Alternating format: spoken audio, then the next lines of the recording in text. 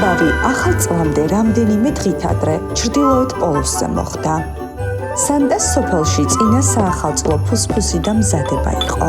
ელფები საჩუქრებს ამზადებდნენ და სანტას მარხილში ტვირთავდნენ. ირმები დედამიწის გარშემო გადასაფრენად ემზადებოდნენ.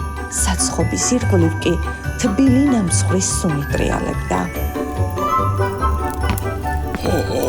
რა გემრიელი სუნები დაატრიალეთ. თქვენი თვა მაყოფ ჩემო ერთგულო ელფებო. სანტა, ჩვენი ნამსხვრევები ისევ გაქრა.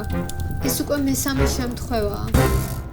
ჩემო ელფებო, დროა ხაფანგები დავაყენოთ და გავარკვიოთ, ვინ იპარავს ჩვენს ნამცხრებს. სანტამ და ელფებმა ნამცხრებზე სიგნალები დააყენეს და დაღამებას დაელოდნენ. გაიღვიძეთ, სიგნალი შემოვიდა, ნამცხრებია საფრთხეში, სანტას დაუძახეთ.